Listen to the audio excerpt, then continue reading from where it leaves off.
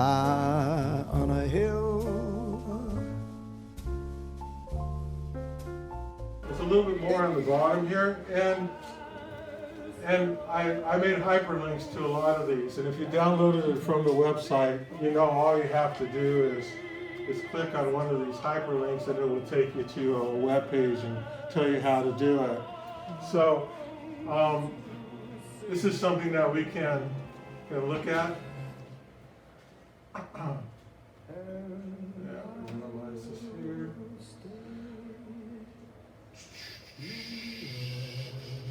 Let me find what I'm looking for. I need to go to my files, that's where it's at.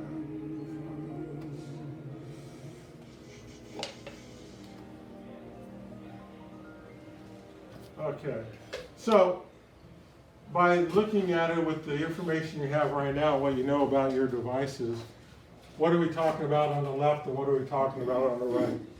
Apple on the left. Correct. Probably a good hint is where it says I everything, I translate, and everything on this side says Google. So that's kind of a clue. But what you'll notice that if you were to actually hold, something up like this, so here we have numbers and Google Sheets, and here we have Keynote and slides. What is that? What are those? Those are the different applications, and they're equivalent to each other. So if you're going to do presentations, well, calendar, that's a real easy one, and contacts. Well, we have Translate and iTranslate. Now these are applications. You can either they came with your phone directly, or they're readily downloadable. Everything here is an Apple product. Everything here is a Google product. This line, things below this line are little tasks we're going to play with a little later. So Safari, what's Safari? It's a web browser. Okay, you find Safari in Apple products. Okay, so you're going to find them on the iPhone, the iPod, the iPad, the Mac. Everything that's Apple is going to feature Safari. Now, if you have an iPhone or an iPad or a Mac, can you put Chrome on it, or Firefox, or DuckDuckGo? Yeah, you can. Yeah, and whatever you prefer. And the same thing over here. Even though this comes with Chrome, because it's Google owns Chrome and Android is owned by Google. They're going to feature their browser on it, but you can even run Safari on it. So once you find a browser you like, that does the things that you like, gives you the sense of security and other things that you need, you can run it on either one of these devices. You can just go, so where would you get it? And for an iPad or an iPhone, you would go to the Apple Store. Right. And for the Google, you go to the Play Store. If you have a device like yours or another Amazon product, you'd go to the Amazon store. And you could even go to the Play Store if you set up your device to do that as well. You can get devices that way. But in the Outlaws on Monday mornings, we like to poo-poo on Chrome all the time because of security issues and tracking and stuff like that. But I use it every day. I do all my calendaring on Chrome. When I set up appointments and things like that, I do it all on Chrome. It's really convenient, and I like it. And I take, the measures to keep my stuff as safe as I can. But, you're never going to be completely safe all the time. But we're going to try to be as safe as we can. And if you have an Android or a Chrome type device, you're going to be getting all kinds of Google stuff on it. Now you notice on this side I have social media here, and on this side I have Facebook and Twitter. Is there any difference between those? It's the same thing. So social media is basically a place where you can go out and get information from people you know socially, and input your own information into social media. So I could have just as easily put Facebook, Twitter, Instagram, LinkedIn, all kinds of other social media sites even, newspapers and things like that, where they have comments and things like that, would probably in a way fit under social media. Wherever people like to complain, we'll call that social media. Okay? Wherever you can read it for like 10 minutes and get really pissed off, that's social media. Okay. So, we're going to look at FaceTime, and we're going to look at Google Voice. Now, Google Voice is a new product. It used to be called Google Hangouts. Let me turn off this radio.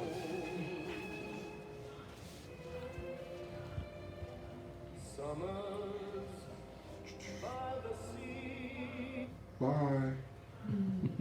So when I go ride on my recumbent bike, this goes in front of me and this goes into my little pack behind my head, so I get to listen to music while I'm riding my bike wirelessly, and I can change songs and stuff. It's really kind of nice if you're a cyclist. I used to put earbuds in my ears when I ride my bicycle, and I was living in Florida working at Disney at the time, and some lady rides up next to me on her racing bike with all her fancy helmet and racing clothes and stuff. Tells me I'm dangerous because I have earplugs in my ears. So, I listened to her, so I went out and that's how I got my Bluetooth. Okay, so I wouldn't have ladies riding up next to me yelling things in my ears that I was unsafe. And that's the only reason. You should have simply said, "I'm sorry, I can't hear you. I'm going to Exactly. That's what I should have said. But anyway, I'm glad I got it, and I've used it for a whole bunch of other stuff too. In fact, what's really interesting is that all of these Bluetooth devices that connect to a phone, if you're out for a ride or something, or a walk, or you have the earbuds in that are connected to your phone and the phone rings, you can answer them, from your device, and you can talk from your device. Because this has a microphone in it as well as the speaker, and my earbuds have the same thing. So that's actually pretty nice once you figure out how to do it the first time. It's a nice feature. Bruce, Yes. where did you get that? I think I asked you that before. So this was just Because it's just a little one. We've got one about yay big. yeah, that's just a Costco one I bought when I was working in Florida, and and it's been very reliable, and the battery lasts forever and stuff like that. So I've been pretty happy with it overall.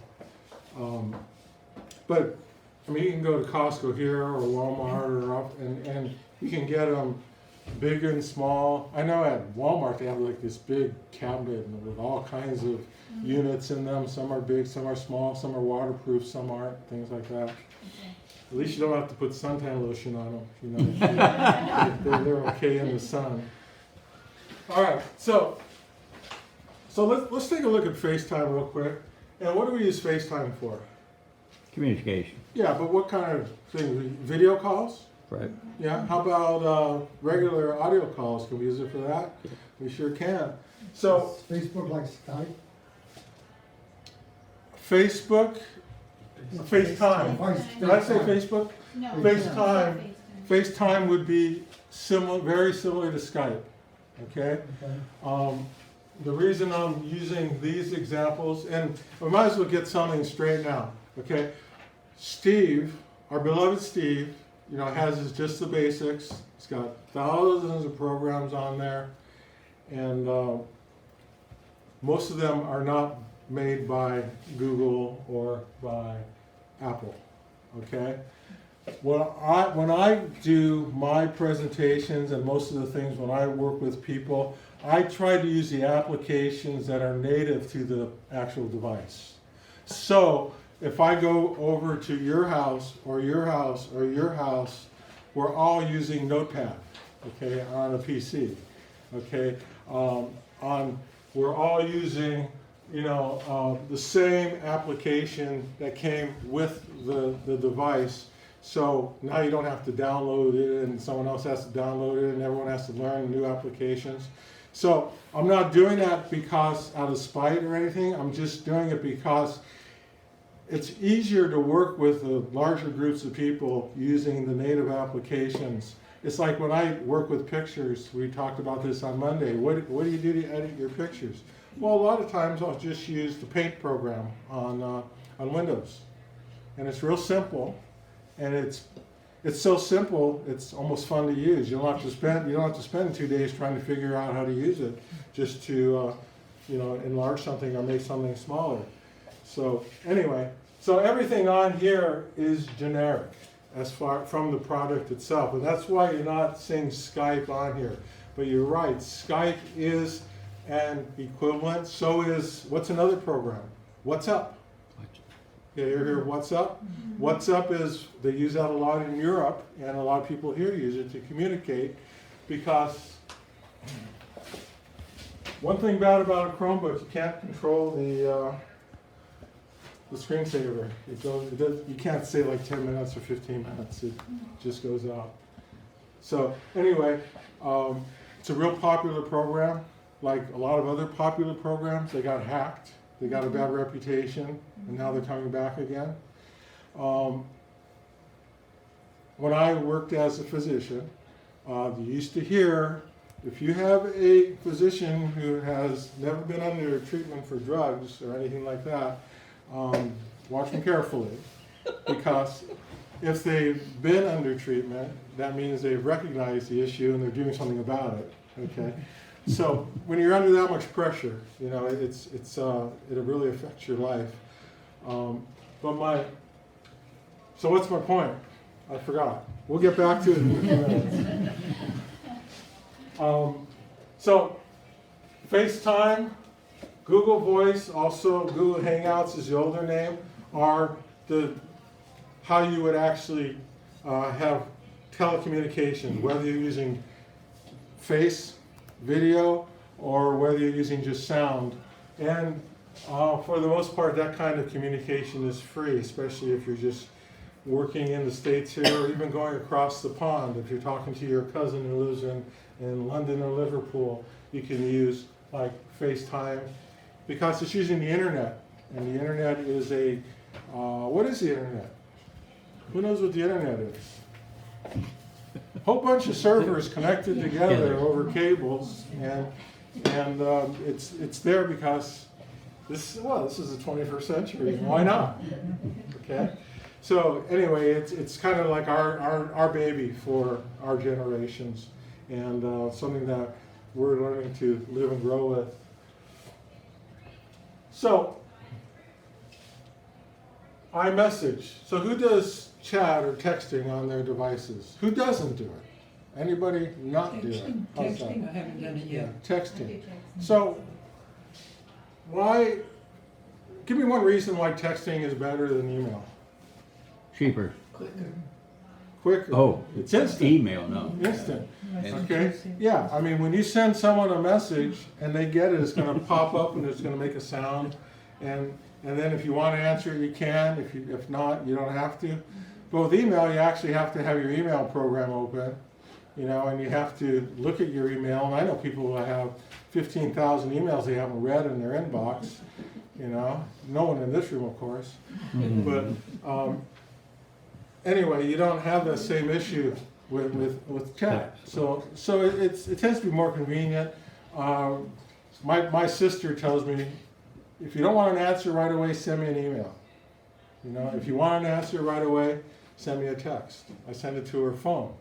Well, she always has her phone with her, so she also has a little message that pops up when she's driving that, like, don't bother me now, I'll get to it as soon as I can. I had a flip phone and my kids always texted each other and I had to get a phone with a keyboard.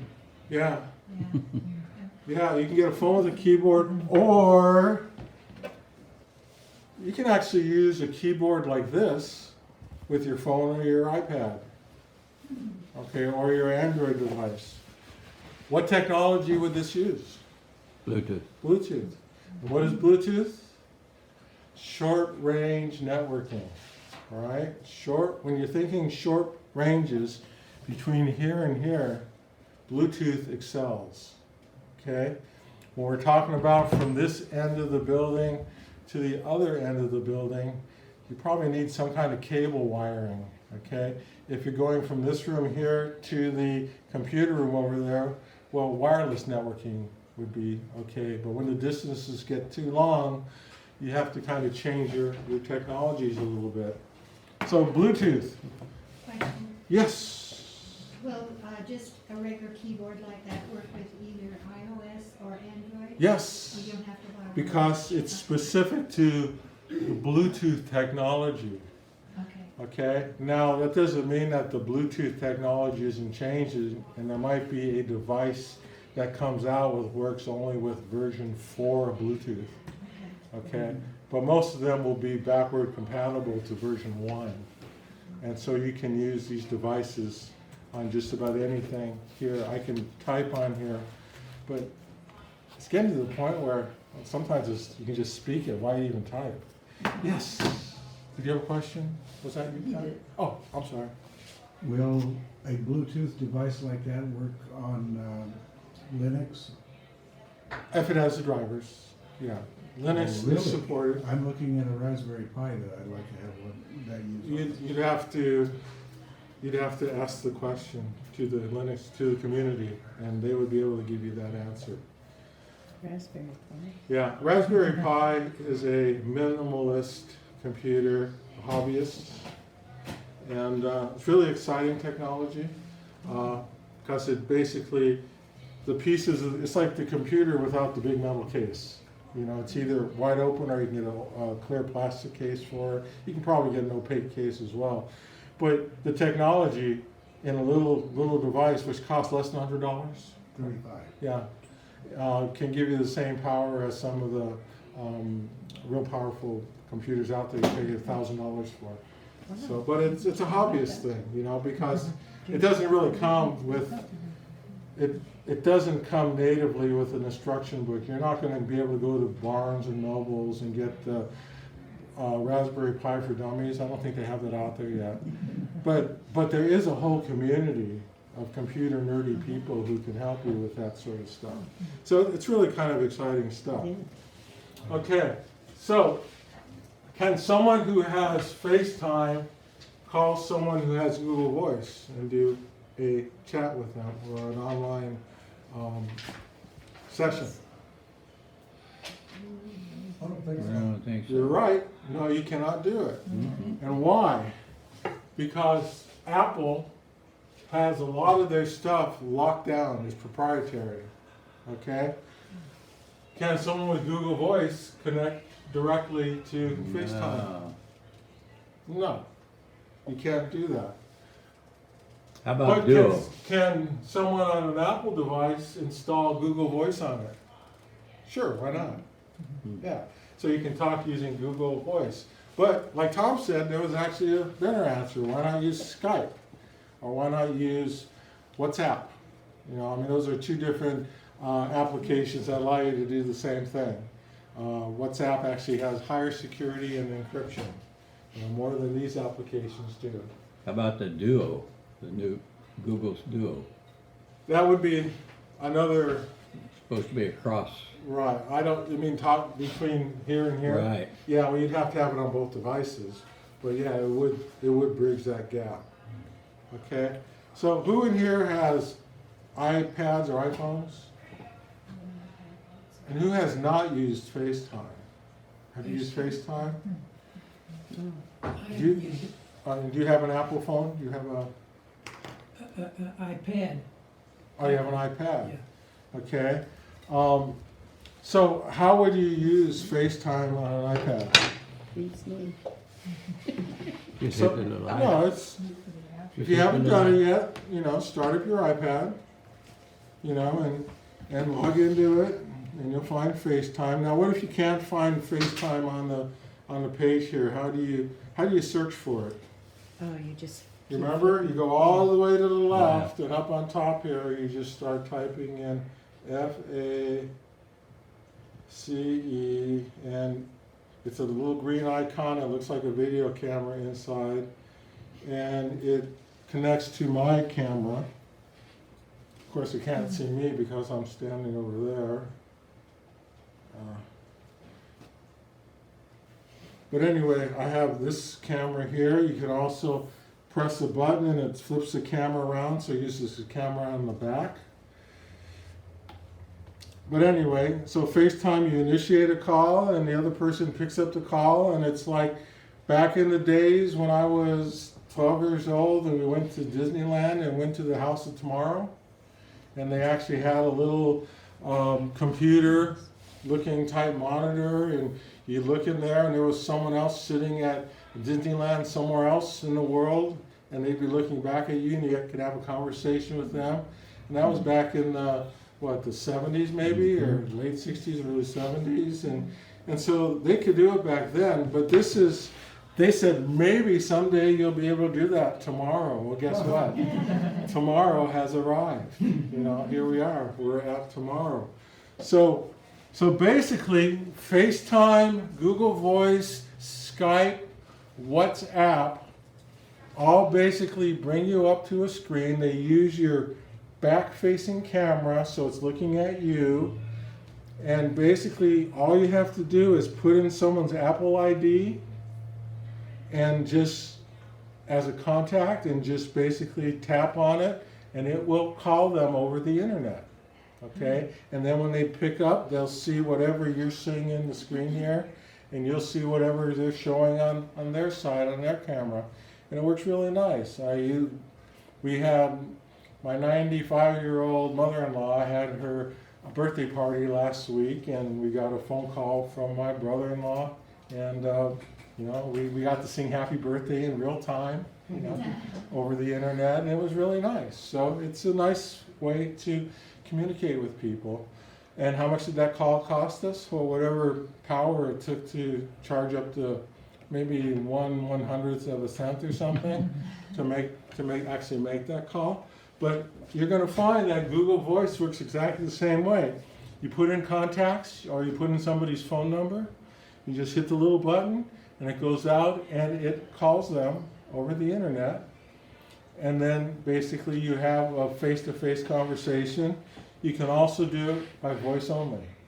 So if you have a bad morning or something, and you don't want someone to see your hair or something, you don't have to turn on the audio. Or else you can always put something on the screen, that they see, that could be a little yellow dragon with pink polka dots on it. If you don't want them to actually see you, it just gives them that opportunity. So FaceTime is one of those applications that if you haven't used it, you should give it a try. Yeah. And does anyone want to try it? Who has it? You ever done FaceTime? No. See, I Okay. don't have any telephone numbers though. Okay, so let's put in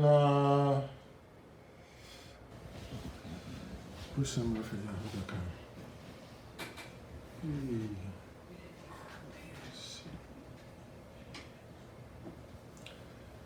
Bear with me.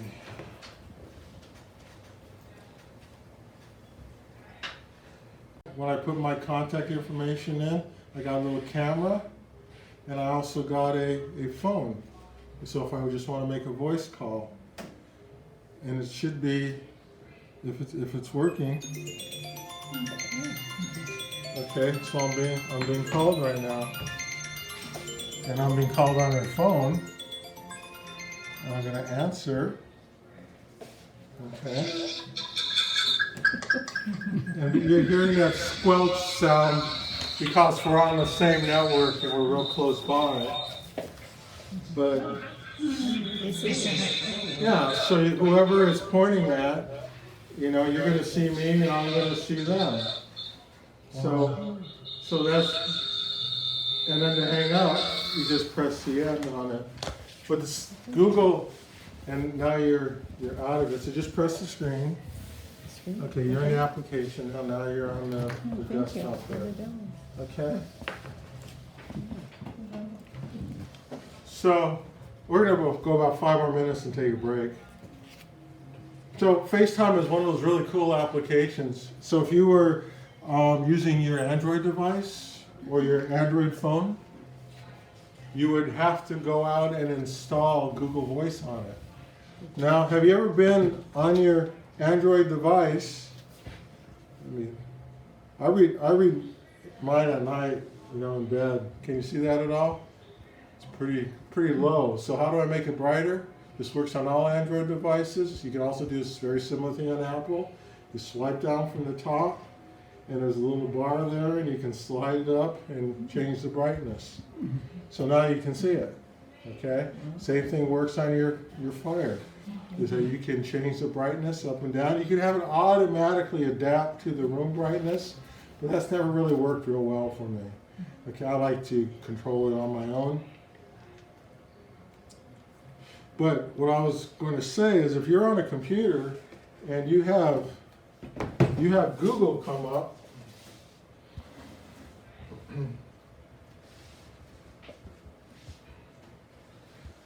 let me see if I can start Chrome here. When you're on Chrome here, has anyone ever clicked on these little dots here? These are your Google apps. And so so in our other list, we saw Translate, we saw Drive, we saw Docs, we saw Gmail. I forgot to put Maps in. YouTube is owned by Google. This is the calendar I use all the time. Yeah. It's wonderful, and not only is it a wonderful calendar, but it syncs over all my devices. So if I'm out with my phone and I put a calendar and then I go to my desktop later in the evening or something, there's my appointment, you know, any reminder when it gets to be a certain time before my appointments, it'll give me a reminder either by notification or by email. It's just a great thing to use for me. And so here's Hangouts I was talking about. Here's Google Earth. And even more from Google, this is where you'd find Google Voice. You know, you can install Google Voice on your computer. Now, I also get a free phone number from Google Voice. We'll try to get one in 360. It's just not happening unless you want a number from Vancouver, Washington, because their area code is 360 as well. But if you want one from this area, there just aren't any left from our area here. But people can call that number, and then you can pick that up on your computer, or you can forward it to your regular phone and pick up the phones there. The voicemails come in, and Google Voice actually types them out for you, so you can read it as well as listen to it. So it's a really cool tool, but it would be under even more from Google in this case here.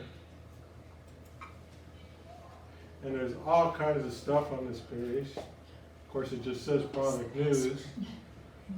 But there's all kinds of products here that you can go through. So if I'm on this page and I want to find something that says voice on it, what do I do? How about if I do a Control F? It brings up a little box. I put in VOICE, and it says there are 3 instances. And here's the first one here.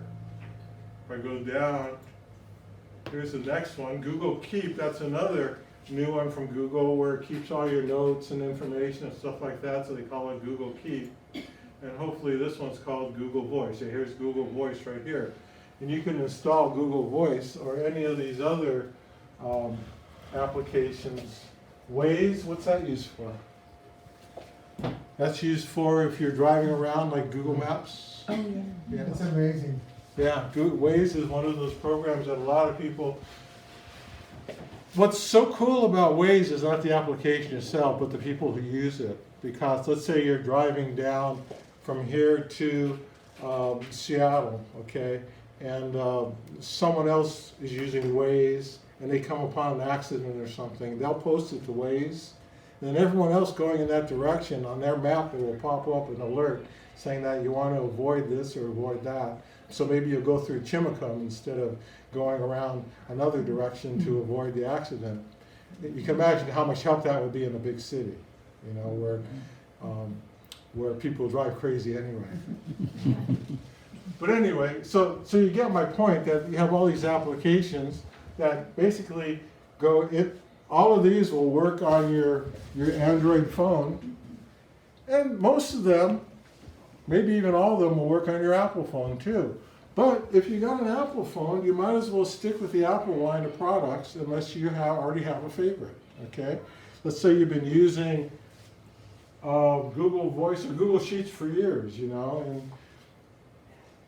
and keep on using it. You can use it on any device you have because you can get to Sheets from anywhere you can connect to the internet, from any device you have out there. And Sheets is like Excel. It's a spreadsheet program. I should probably explain that. Okay. So, back to my other page here.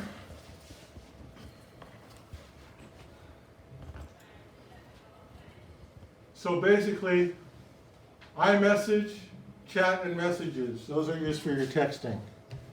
And who doesn't do texting? Okay, if you want to try doing texting, any of us can help you learn how to do it. Okay, it's really easy, it's instant. You basically just have to know who you are, and most of us have that part down. Okay, and then the other part is know who you want to connect with. You have So- their phone number or A the. phone number or an ID, right, Yeah. or an email. Email Email address. works, yeah. An email address works, as well as like an Apple ID would work, as well as a phone number would work. Probably your Google sign-in as well. In fact, I know that works. And if I send a message to Apple, they get it. Yes, They receive a message from Android. They can print it. yes. Well, Ah, they can if you're using SMS. Oh, I don't know that. Okay, so there's several kinds of different protocols that are used with messaging.